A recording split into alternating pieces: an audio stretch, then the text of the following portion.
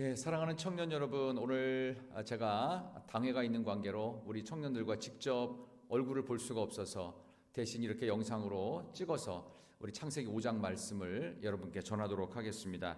말씀의 제목은 신앙의 유산이라는 제목으로 말씀을 전할 텐데, 오늘은 특별히 드라마 바이블에 있는 내용으로 여러분과 우리 모든 청년들 다 같이 창세기 5장 말씀을 드라마 바이블로 함께 읽도록 하겠습니다. 자, 이제 드라마 바이블을 플레이하면 여러분과 제가 같이 말씀을 읽겠습니다. 제5장. 이것은 아담의 계보를 적은 책이니라. 하나님이 사람을 창조하실 때 하나님의 모양대로 지으시되 남자와 여자를 창조하셨고, 그들이 창조되던 날에 하나님이 그들에게 복을 주시고 그들의 이름을 사람이라 일컬으셨더라. 아담은 130세에 자기의 모양 곧 자기의 형상과 같은 아들을 낳아 이름을 셋이라 하였고, 아담은 셋을 낳은 후 800년을 지내며 자녀들을 낳았으며 그는 930세를 살고 죽었더라. 셋은 105세에 에노스를 낳았고, 에노스를 낳은 후 807년을 지내며 자녀들을 낳았으며 그는 912세를 살고 죽었더라. 에노스는 90세에 게난을 낳았고, 게난을 낳은 후 815년을 지내며 자녀들을 낳았으며 그는 905세를 살고 죽었더라. 게난은 70세에 마할랄레를 낳았고, 마할랄레를 낳은 후 840년을 지내며 자녀들을 낳았으며 그는 910세를 살고 죽었더라. 마할랄레는 65세에 야렛을 낳았고, 야렛을 낳은 후 830년을 지내며 자녀를 낳았으며 그는 895세를 살고 죽었더라. 야렛은 162세에 에녹을 낳았고, 에녹을 낳은 후 800년을 지내며 자녀들을 낳았으며 그는 962세를 살고 죽었더라. 에녹은 65세에 무두셀라를 낳았고, 무두셀라를 낳은 후 300년을 하나님과 동행하며 자녀들을 낳았으며 그는 365세를 살았더라. 에녹이 하나님과 동행하더니 하나님이 그를 데려가심으로 세상에 있지 아니하였더라. 무두셀라는 187세에 라멕을 낳았고, 라멕을 낳은 후 782년을 지내며 자녀를 낳았으며 그는 969세를 살고 죽었더라. 라멕은 182세의 아들을 낳고 이름을 노아라 하여 이르되, 여호와께서 땅을 저주하심으로 수고롭게 일하는 우리를 이 아들이 아니하리라.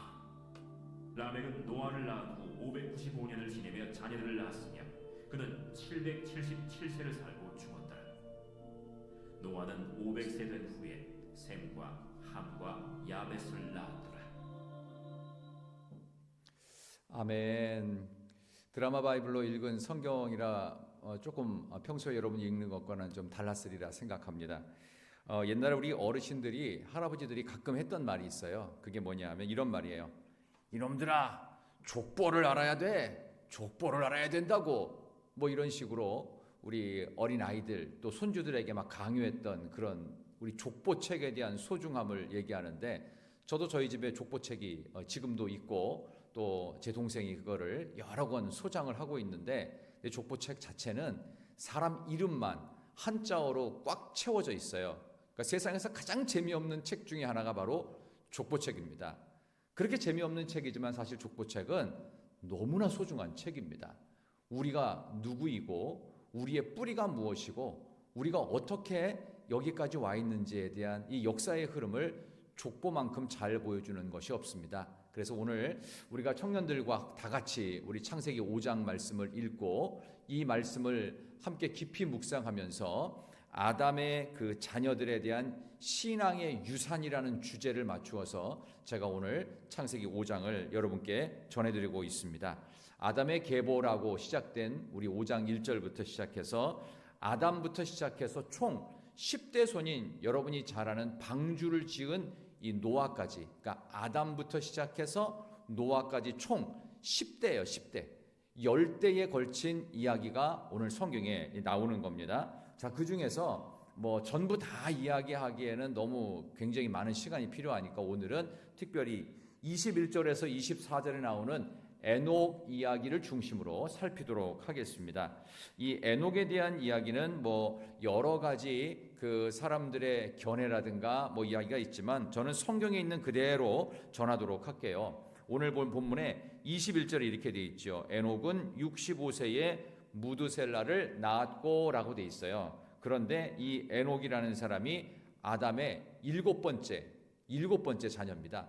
이 일곱 번째 자녀인 이 에녹이 특징이 있는데 365일, 1년 365일 하나님과 동행하다가 그의 나이 365세에 하나님께서 그를 죽이지 않고 그냥 데려가셨어요.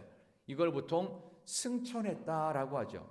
엘리야도 승천을 했고 실제로 에녹도 이미 오래전에 승천을 했고 그리고 예수님께서도 이 땅 가운데 부활하신 후에 40일을 계시다가 하나님께서 승천시키셨죠. 자, 바로 그러한 승천했던 3대 인물 중에 하나가 여기 나오는 에녹이라고 하는 첫 번째 승천자입니다. 그래서 에녹의 삶을 노래했던 아주 귀한 우리 찬송가 430장에 이런 게 있어요. 주와 같이 길 가는 것 즐거운 일 아닌가. 우리 주님 걸어가신 발자취를 밟겠네. 후렴이 더 중요한데요. 한 걸음 한 걸음 주 예수와 함께 날마다 우리 걸어가리. 이 가사의 내용이 너무 중요해요. 주와 같이 길 가는 것 즐거운 일 아닌가. 우리 에녹의 모습 365일 하나님과 동행한 아름다운 모습이고 행복한 모습이죠. 2절의 가사에 주의 손에 이끌리어 생명길로 가겠네. 3절에는 꽃이 피는 들판이나 험한 골짜기라도 주가 인도하는 대로 주와 같이 가겠네. 한 걸음 한 걸음 주 예수와 함께. 우리가 인생살이를 할 때 특별히 예수 믿는 사람이 신앙생활할 때는 일회성으로 한 번에 모든 게 끝나지 않아요. 매일매일 스텝 바이 스텝이에요. 한 걸음 한 걸음 매일 주 예수와 함께. 때로는 험한 골짜기, 때로는 행복한 꽃이 피는 들판, 어떤 상황에도 에녹과 같은 동행이 얼마나 소중한지 모릅니다. 오늘 저는 에녹을 중심으로 신앙의 유산의 이야기를 아담의 가족들로 풀어가고 있습니다. 자, 여러분, 이 에녹이라는 이름의 뜻이 뭐냐 하면 히브리어로 하녹이라고 나와요. 하녹. 이 하녹이라는 이름의 뜻은 나실인처럼 봉헌된 자 혹은 전수자. 그러니까 하나님께 온전히 드려진 자, 하나님께 내 삶이 믿음 안에서 그대로 전수시키기를 원하는 자, 그런 의미가 에녹입니다. 아담이 참 자녀를 잘 낳았는데 우리 인생길에서 참 독특한 족보가 있어요. 누구나 다 자기 부모님이 다르고 누구나 다 자기 조상들이 다르지만 우리 인생을 살아가는 모든 사람들은 딱 인생길이 두 가지입니다. 하나는 가인의 길이 있어요. 하나님이 없는 가인의 길, 또 하나는 하나님이 있는 셋의 길이 있습니다. 무려 800년 동안이나 수많은 자손들을 낳았던 아담은 마지막에 여러분이 잘 아는 가인과 아벨이라고 하는 첫째, 둘째를 처음으로 낳는데 여러분이 아시는 대로 첫 번째 살인 사건으로 가인이 동생 아벨을 죽였죠. 그리고 아벨은 동생이 죽은 대신에 하나님께서 셋이라고 하는 또 다른 아들을 주셨어요. 이 가인과 셋의 이야기만이 인류 역사상의 모든 족보를 이루고 있습니다. 지금 70억이나 넘는 인구 가운데 하나님의 족보로 본다면, 하나님의 관점에서 본다면 가인의 족보에 속한 하나님 없는 인생이 있고 셋의 족보에 속한 하나님 있는 인생이 있어요. 그러니까 우리들은 예수 그리스도를 구주로 영접한 셋의 족보에 속한 사람들이다 보시면 되겠죠. 인생의 길은 딱 투 트랙, 두 가지예요. 하나는 생명, 하나는 죽음. 하나는 영생, 하나님은 멸망입니다. 또 하나는 넓은 길, 좁은 길이 있고 천국길 아니면 저 지옥의 길이 있어요. 오늘 창세기 5장의 내용 바로 앞에는 창세기 4장 나오는데 이 4장에 보면 가인의 족보가 나옵니다. 이 가인이 제가 지난번에 칠판에 그려가면서 설명을 드렸는데 에덴에서부터 쫓겨났잖아요. 에덴에서 쫓겨난 아담과 하와가 첫 번째 낳은 아들이 얻었다라는 뜻의 가인이에요. 근데 이 가인이 동생을 시기해서 자기 예배 안 받아주고 동생 예배만 받는다고 해서 하나님께 회개하고 돌아와서 제가 어떻게 하면 예배가 기쁘게 받아질까요? 라고 하지 않고 시기하는 동생을 죽여버립니다. 그리고 에덴 동산 동쪽 놋 땅까지 멀리 더 도망쳐버립니다. 그래서 이 놋 땅에다가 성을 쌓았다고 그랬어요. 이 성을 영어로 보니까 시티예요. 도시를 건설합니다. 그래서 하나님이 계신 곳과 하나님이 없는 곳을 구분하는 경계선이 바로 울타리와 장벽이 쳐진 성, 바로 도시가 만들어집니다. 이 도시에는 결코 하나님의 은혜가 못 들어오게 하는 겁니다. 세상의 모든 것들은 다 들어오되 하나님만 못 들어오는 성을 지금 가인이 만들었어요. 그래서 그 성의 이름도 자기 아들을 따가지고 에녹성, 에녹시티가 만들어져요.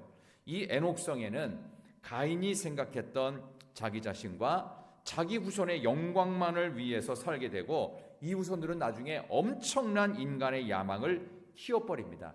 그래서 창세기 4장에 나오는 이 가인의 족보 속에는 우리가 잘 아는 몇 사람이 나오는데 욕심의 끝판왕으로서 사업을 확장했던 사람, 인생의 즐거움을 위해서 예술과 문화를 발전시켰던 사람, 과학자들을 총동원시켜가지고 날카로운 무기를 만들었던 사람들, 거기는 야발, 유발, 두발가인 이런 사람들의 이름은 바로 이러한 인간의 야망이 총집결된 도시 문화의 주인공들입니다. 그게 가인의 후예들이 만들어낸 겁니다. 근데 오늘 창세기 5장은 아담의 족보처럼 아담의 족보는 셋으로 연결되는 족보로서 가인의 족보에는 몇 살까지 살고 죽었다는 기록이 없고 누가 태어났는데 걔가 뭘 했고 이런 거밖에 없어요. 자, 그렇다면 왜 족보가 차이가 날까요? 이유가 있어요. 몇 살까지 살고 죽었다라고 하는 의미는 살아온 시간이 있는 거예요. 그러니까 생명력이 있는 거예요. 근데 몇 살까지 살았다는 기록이 없다는 건 뭐냐 하면은 살아있어도 살아있을 의미와 가치가 없었다는 뜻이에요. 하나님 보시기에는 아무리 기가 막힌 걸 만들어내고 업적과 공로가 있어 보일지 모르지만 하나님 보시기에는 무의미한 시간, 그게 가인의 후예들입니다. 그러나 셋의 후예인 하나님이 있는 백성들은 몇 살까지 살면서 이때 죽었다라고 기록하면서 여러분이 잘 아는 이 에녹의 오늘 21절에 나오는 에녹이 무드셀라 최연장자를 낳지요. 969세까지.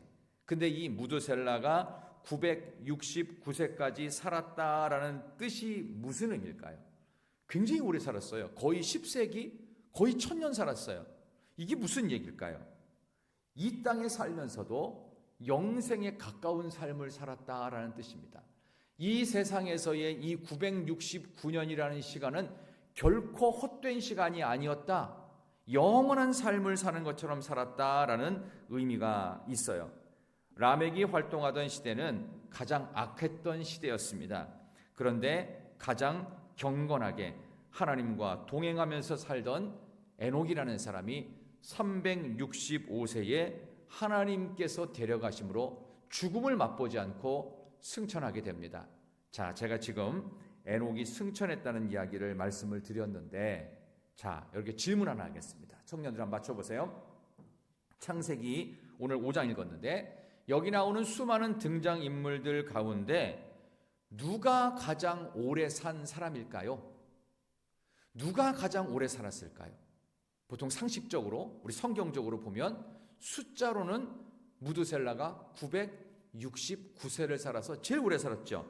그런데 진짜로 가장 오래 산 사람은 누구였을까요? 죽음을 맛보지 않고 하나님께서 365세에 그냥 산채로 데려가신 에녹이 가장 오래 산 사람입니다. 지금도 살아있겠지요? 여러분이 천국 가면은 그때도 살아있을 거예요. 저 사람이 에녹이래. 365세에 이 땅에서 데려가가지고 아직도 어마어마한 나이를 먹고 살아있대. 아마 그것을 확인할 수 있는 에녹이 세상에서 가장 오래 산 최연장자입니다. 제가 이 말씀을 드리는 이유, 오늘 설교의 결론이기도 한데요. 여러분, 과연 가장 행복하게 오래 산다는 것은 무엇일까요? 에녹과 같이 하나님과 매일매일 365일 동행하다가 하나님이 부르시는 그날에 영원히 사는 것처럼 저 천국 가는 에녹스 같은 삶을 사는 바로 청년 여러분, 여러분의 삶이 되시기를 소망합니다. 그게 가장 오래 사는 겁니다. 여러분, 설 명절을 이제 앞두고 있는데 여러분, 부모님으로부터 여러분들은 어떤 유산을 물려받기를 원하십니까? 가인은요, 성을 쌓고 이 시티 도시를 건설해서 아들의 이름으로 등기 이전을 해줬습니다. 여러분, 부동산 부자가 되기를 원하십니까? 그런 유산 받기를 원하세요? 있으면 좋겠죠. 근데 여기 라멕은 보세요. 오직 자식 출세를 위해서. 여기 라멕은 어떤 라멕이냐 하면 가인의 후예였던 라멕입니다. 자식 출세만을 위해서 수단과 방법을 가리지 않고 아까 말씀드렸던 야발, 유발, 두발가인 같은 사람을 만들어서 기업과 예술과 과학자로서 세계적인 명성을 떨치게 하는 그런 역할을 했습니다. 이게 인간의 문화입니다. 인간의 문화는 성공지향적이고 겉으로 보여지고 공로와 업적이 자신에게 집중되는 것을 말합니다. 근데 모두가 이럴 수 있나요? 그럴 수 없죠. 우리 사랑하는 청년들, 출세하기를 원하죠. 성공하기를 원하지요. 평생 먹고 살고 남을 만한 유산을 엄청나게 물려받았으면 좋겠지요. 근데 이럴 수 있는 사람은 극소수입니다. 그렇다고 여러분, 결코 실망할 것이 없습니다. 부모로부터 받을 것도 없고 조금도 하나님에게 은혜를 받아서 지금 잘 되는 것도 없고 지금도 별 볼 일 없다고 해도 절대로 실망할 것이 없는 것이, 우리가 정말 물려받아야 될 유산은 돈이나 권력이나 쾌락이나 그럴듯한 모든 눈에 보이는 것을 넘어선 보이지 않는 엄청난 것이 있습니다. 이게 있다면 여러분의 인생은 진짜 성공한 것입니다. 여기 나오는 에녹처럼 하나님이 부르시는 그날에 죽지 않고 갈 수 있는 영원한 천국의 상속자, 이걸 말하는 겁니다. 여러분, 무엇을 유산으로 물려받아야 될까요? 그게 바로 가치입니다. 가치. 인생을 내가 왜 살아야 되는지, 인생에 대한 가치, 내가 돈을 벌어야 되는 이유에 대한 가치, 내가 지금 이 일을 해야 되는 사명에 대한 가치를 발견하는 겁니다. 이게 바로 인생의 밸류를 높이는 거예요. 삶의 가치가 무엇으로 높아질까요? 여러분의 뿌리가 누구한테 있다는 겁니까? 하나님께 있다는 거예요. 셋의 족보에 속해야 됩니다.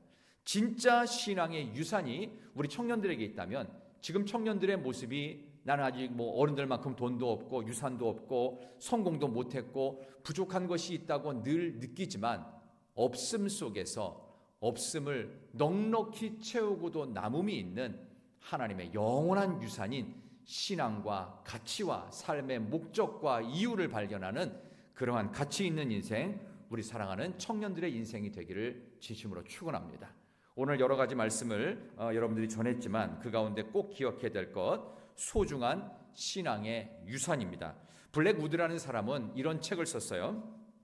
부모가 자녀에게 남길 가장 소중한 유산이 있는데 세 가지가 있대요.